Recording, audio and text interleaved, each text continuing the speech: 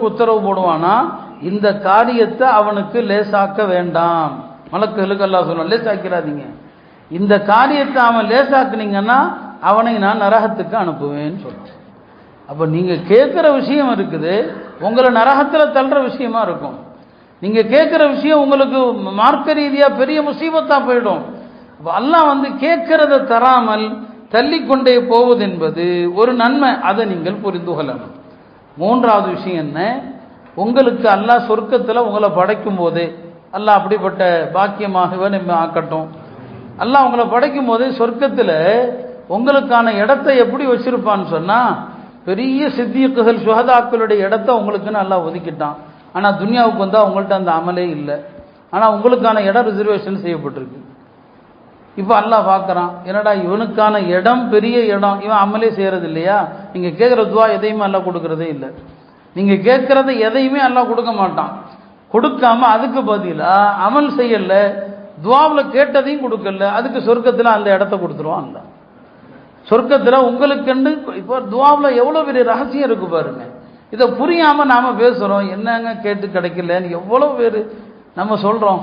அப்போ சொர்க்கத்தில் உங்களுக்கான அந்த உயர்ந்த அமல் இந்த துவாவை கொடுக்காம தான் கிடைக்கணும்னு சொன்னால் நீங்கள் கேட்குற எதுவுமே கிடைக்காது.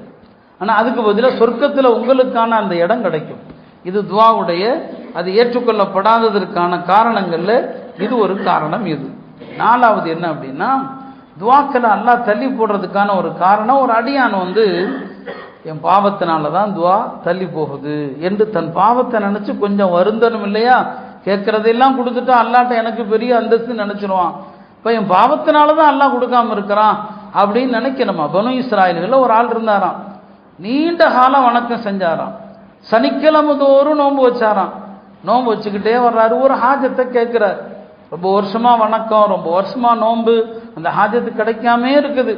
ஒரு நாள் ரொம்ப கைசேதப்பட்டு சொன்னாராம், தன்னை பார்த்து, உன்ட எந்த நன்மையும் இல்லைப்பா, எந்த நன்மை இல்லாதனால தான் உன்னுடைய கோரிக்கை அல்லாஹ் ஏற்காம இருக்கிறான். தன்னை நிந்திக்கிட்டார், அல்லாஹ் தரலன்னு கோவப்படலை, உன்ட எந்த நன்மையும் இல்லை அப்படின்னு சொல்றாரு.